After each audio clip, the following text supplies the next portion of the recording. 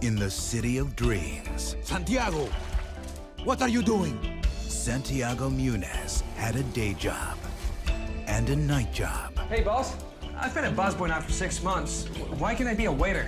This Chinese restaurant. You're not Chinese. Quiet! But every other moment, he lived for the game. He's quite a player.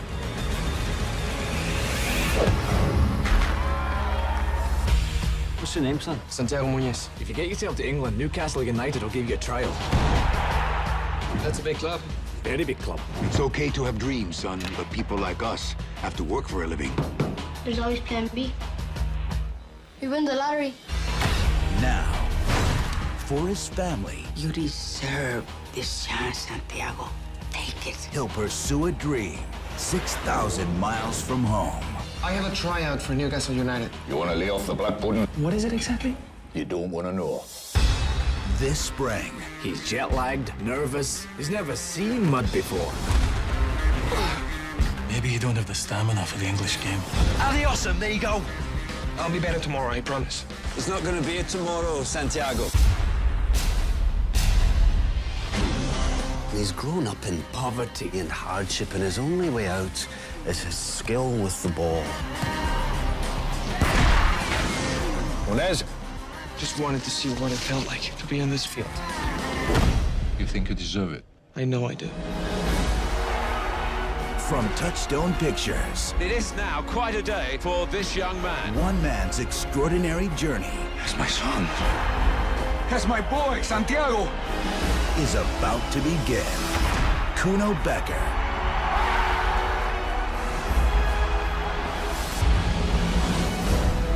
Goal. The dream begins this spring. Film dibuka dengan seorang anak yang bermain bola. Dia adalah Santiago Munez saat kecil. Adegan berpindah kepada ayah Santiago yang mengajak Santiago dan keluarga meninggalkan Meksiko ke Los Angeles sebagai imigran gelap. Ketika sampai di perbatasan, mereka hampir ketahuan oleh polisi. Ketika Santiago mau melewati perbatasan, bolanya jatuh. Dia ingin mengambilnya, tapi si ayah melarangnya dan menyuruh meninggalkan bola itu. 10 tahun berlalu sejak kejadian itu, kini Santiago telah sukses. Apa kalian berpikir seperti itu? Tidak semudah itu, Ferguson. Perjalanan Santiago masih panjang. Santiago dan si ayah kini menjalankan bisnis potong rumput di rumah orang-orang kaya. Setelah selesai bekerja, Santiago melakukan pertandingan bola. Tapi, ketika masuk lapangan, wasit melarangnya karena tidak memakai deker. Dan, Santiago menjadikan kardus dari tempat sampah sebagai deker. Dari sini, kita bisa melihat skill Santiago yang di atas rata-rata.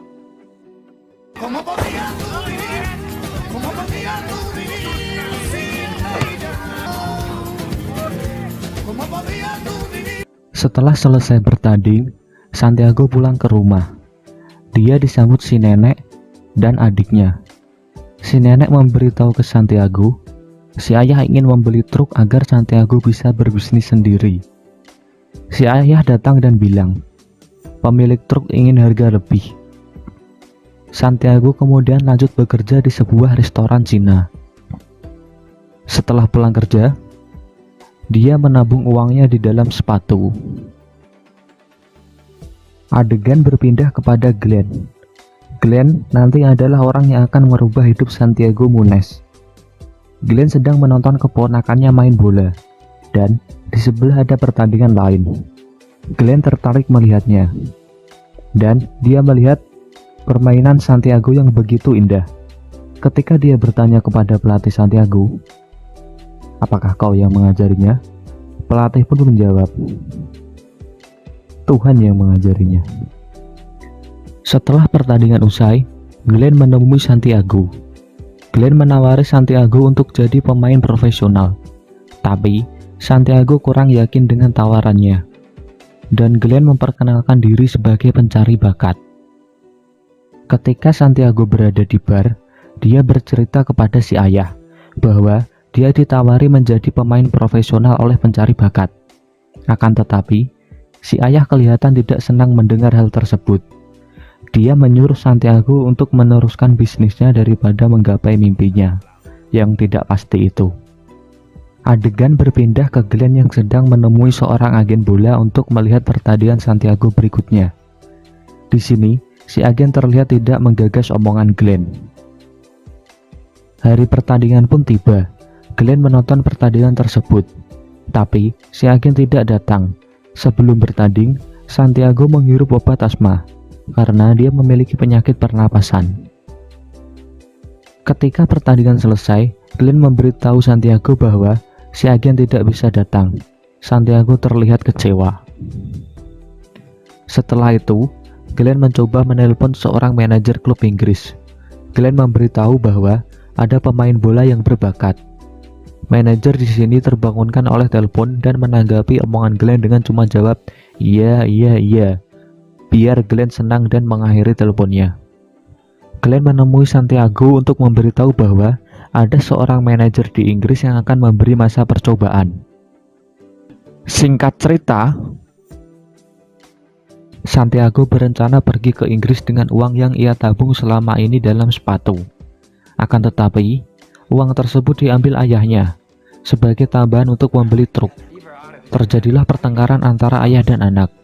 Dari pertengkaran ini, kita tahu bahwa ibu Santiago pergi meninggalkan keluarga karena masalah ekonomi. Adegan berpindah kepada si manajer. Ternyata, dia adalah manajer klub Newcastle United, salah satu klub terbaik di Inggris. Si manajer sedang mencoba PES untuk memperkenalkan pemain baru, yaitu Gavin Harris. Kembali lagi ke Santiago, si nenek memberi Santiago tiket ke Inggris, dan Santiago dengan senangnya langsung OTW. Kita tahu di sini, si nenek sangat mendukung Santiago. Ketika sampai di Inggris, Santiago menemui Glenn. Glenn membawa Santiago ke stadion untuk menemui si manajer, untuk meminta masa percobaan, dan manajer memberi satu kesempatan untuk ikut latihan. Sebelum memulai latihan, Santiago menghirup obat asmanya secara diam-diam. Ketika latih tanding, cuaca sedang hujan deras dan Santiago tidak bisa bermain seperti biasa. Santiago gagal dalam masa percobaan tersebut, dan latih tanding tersebut adalah kesempatan terakhirnya. Lalu, Glenn pergi menemui si manajer untuk meyakinkan bahwa Santiago adalah pemain bagus. Glenn dengan nekatnya masuk ke pertemuan yang bahkan dia tidak diundang untuk menemui si manajer. Adegan berpindah ke Santiago yang melihat foto-foto Glenn, yang ternyata Glenn adalah mantan pemain Newcastle, tapi Glenn hanya bermain satu musim. Glenn datang dan memberi kabar bahwa Santiago mendapat masa percobaan tambahan selama 1 bulan, dan akhirnya kita tahu Glenn berhasil meyakinkan si manajer. Santiago memulai latihan kembali. Santiago berlatih dengan tim B. Setelah latihan, Santiago melakukan cek kesehatan. Dia dicek oleh Suster Ross. Ketika pemeriksaan, dia tidak memberitahu bahwa dia memiliki penyakit asma, dan Santiago kembali melakukan latihan seperti biasa. Setelah latihan, Santiago diajak si sahabat untuk ke bar. Akan tetapi, mereka harus antri ketika masuk ke bar. Di saat mereka antri, mereka bertemu Suster Ross dan diajak ke kafe untuk ngopi santuy. Dari sini, tumbuh perasaan cinta antara Santiago dan Suster Ross. Keesokan harinya, Santiago kembali berlatih bersama timnya. Si manajer terlihat tidak menyukai permainannya, karena Santiago terlalu bermain individu dan jarang mengoper. Setelah selesai latihan, si manajer memberi kata-kata mutiara ke Santiago. We're a unit, not a one-man show. The name on the front of the shirt is more important than the one at the back. Adegan berpindah ke Santiago dan Glenn masuk ke stadion untuk melihat pertandingan antara Newcastle versus Chelsea. Di pertandingan itu, mereka memainkan pemain bintang barunya, yaitu Gavin Harris. Akan tetapi, dia tampil buruk dan diganti. Penonton sangat kecewa dengan permainan Gavin. Pertandingan dimenangkan oleh Newcastle dengan 1 gol sundulan. Selanjutnya, Santiago kembali berlatih dan dia melihat daftar pemain. Santiago masuk dalam tim B melawan MU tim B. Dia senang dan memberitahu kepada Suster Rose. Adegan berpindah ke si nenek yang memberitahu kepada si ayah tentang Santiago yang akan bermain di tim B. Tapi si ayah terlihat tidak peduli. Dan hari pertandingan pun tiba. Saat Santiago mau menghirup obat asmanya, obatnya jatuh dan diinjak oleh anggota timnya. Ketika dalam pertandingan, Santiago tidak bisa main maksimal dan akhirnya dia diganti. Kesempatan terakhirnya pun hilang lagi. Santiago pergi ke rumah Suster Rose untuk berpamitan. Adegan berpindah ke Gavin Harris yang baru bangun tidur dan ditemani oleh dua gadis penghibur. Dia kelihatan terburu-buru.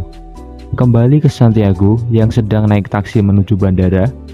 Ketika di perjalanan, taksi tersebut disuruh untuk menjemput Gavin. Gavin bertujuan menuju stadion dan terhalang karena mobilnya yang diparkir bannya dipreteli orang. Karena Gavin sudah telat, terpaksa dia telepon taksi. Dan taksi yang paling dekat adalah yang dinaiki Santiago. Di taksi, Gavin dan Santiago bertemu. Gavin mengajak Santiago menemui manajer untuk meminta kesempatan lagi. Gavin memberitahu ke si manajer bahwa Santiago memiliki asma dan manajer memarahi Santiago karena menyembunyikannya. Manajer memberitahu berbohong itu salah, tapi asma tidak, karena asma dapat disembuhkan dengan terapi dan akupuntur. Si manajer menyuruh Santiago menemui dokter dan melanjutkan latihan. Santiago mendapatkan kesempatan ketiga. Santiago kembali melakukan pertandingan di tim B dan dia bermain bagus. Dia memberitahu Suster Rose bahwa dia sudah dikontrak dan dia mengajak Suster Rose ke apartemennya. Suster Rose kaget dia sudah punya apartemen, tapi ternyata itu adalah apartemen Gavin. Santiago diajak Gavin ke bar yang sangat barbar, tapi Santiago imannya kuat dan tidak tergoda wanita di sana. Di sini kita tahu gaya hidup Gavin sangat liar. Keesokan harinya, Santiago sedang berlatih. Dia bertanya kepada pelatih, kenapa namanya tidak ada di daftar tim B? Dan ternyata, Santiago sudah terdaftar di tim utama. Singkat cerita, Santiago mulai bermain di divisi utama sebagai cadangan ketika melawan Fulham. Setelah menunggu di bangku cadangan, akhirnya Santiago dimasukkan. Adegan berpindah kepada si ayah yang sedang ikut nobar pertandingan Newcastle. Dan si ayah terlihat begitu bangga dan bahagia ketika anaknya masuk lapangan. Si ayah berkata, kembali ke lapangan, Santiago bermain dengan bagus. Ketika dia masuk kotak penalti, dia disliding dan pelanggaran untuk Newcastle. Newcastle mendapat penalti dan Gavin mengeksekusi penalti tersebut dan gol. Newcastle pun memenangkan pertandingan tersebut. Gavin dan Santiago pergi ke cafe elit untuk merayakan kemenangan. Di sana, dia bertemu pemain bintang seperti Beckham, Zidane, dan Raul. Gavin merasa bosan di cafe itu dan dia mengajak Santiago ke bar yang barbar.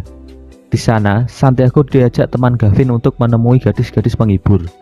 Lalu, salah satu teman Gavin memfoto Santiago ketika bersama gadis-gadis penghibur. Teman Gavin menjual foto tersebut ke koran dan menjadi berita viral. Santiago dipanggil si manajer untuk menjelaskan tentang foto tersebut. Dan manajer bertanya dengan siapa dia pergi ke bar. Akan tetapi, Santiago tidak menjawabnya. Santiago pergi ke rumah sakit untuk menjelaskan berita tersebut kepada Suster Rose. Tapi, Suster Rose tidak mau mendengarnya, dan dia menyuruh Santiago untuk menjenguk si sahabat yang ada di kamar sebelah. Betapa terkejutnya Santiago melihat sahabatnya cedera parah dan tidak bisa bermain bola lagi. Ketika Santiago sampai di apartemen, dia menemui Gavin dan menasihatinya agar menjadi pribadi yang lebih baik. Tetapi, Gavin marah dan mengusir Santiago. Adegan berpindah ke si ayah yang meninggal karena serangan jantung saat sedang bekerja.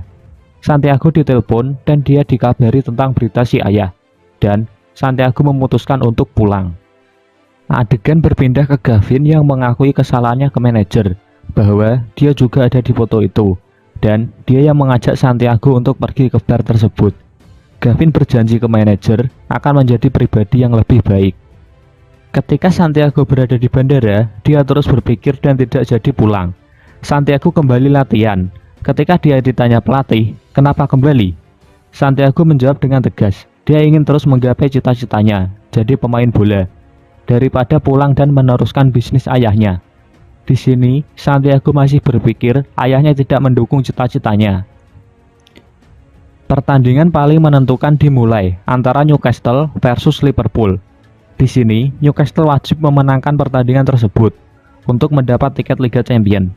Tidak boleh seri, apalagi kalah.